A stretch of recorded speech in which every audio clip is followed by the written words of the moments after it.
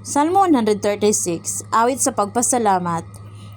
Pasalamati ang Ginoo kay maayo siya, ang iyang gugma mulungtad hangtod sa kahangturan.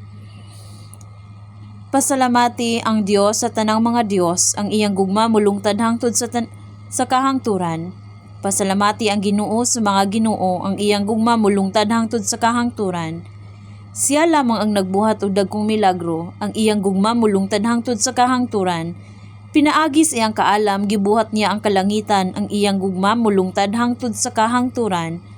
Gibuhat niya ang yuta ibabaw sa lalom nga tubig, ang iyang gugma mulungtad hangtod sa kahangturan. Siya mo ay nagbuhat sa adlaw ug sa bulan, ang iyang gugma mulungtad hangtod sa kahangturan. Ang adlaw magmando panahon sa adlaw, ang iyang gugma mulungtad hangtod sa kahangturan. Ang bulan ug kabituunan magmando sa kagabhion, ang iyang gugma mulungtad hangtod sa kahangturan. Siya ang nagpatay sa mga lalaking panganay sa mga Eptohanon, ang iyang gugma mulungtad hangtod sa kahangturan. Gipagawas niya sa Ehipto ang katawan sa Israel, ang iyang gugma mulungtad hangtod sa kahangturan. Pinaagi sa kusgan niyang kamot ug gamahanan niyang bukton, ang iyang gugma mulungtad hangtod sa kahangturan. Siya maoy nagpika sa dagat nga pula, ang iyang gugma mulungtad hangtod sa kahangturan.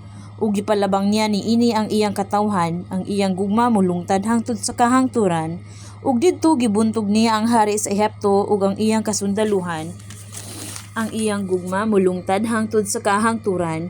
Siya nga nangulo sa iyang katawhan latas sa kamingawan, ang iyang gugma mulungtad hangtod sa kahangturan. Siya ang nagpatay sa mga gamhanang mga hari, ang iyang gugma mulungtad hangtod sa kahangturan. Siya ang nagpatay sa bantugang mga hari, ang iyang gugma mulungtad hangtod sa kahangturan. Gipatay niya si Sihon, ang hari sa mga Amorihanon, ang iyang gugma mulungtad hangtod sa kahangturan. Siya nagpatay kang Og, ang hari sa Basan, ang iyang gugma mulungtad hangtod sa kahangturan. Gihatag niya ang ilang yuta ngadto sa iyang katawhan, ang iyang gugma mulungtad hangtod sa kahangturan. Gihatag niya kini sa Israel nga iyang alagad, ang iyang gugma mulungtad hangtod sa kahangturan. Wala siya malimot kanato sa dihang napildi kita. Ang iyang gugma mulungtad hangtod sa kahangturan. Giluwas kita niya gikan sa atong mga kaaway, ang iyang gugma mulungtad hangtod sa kahangturan.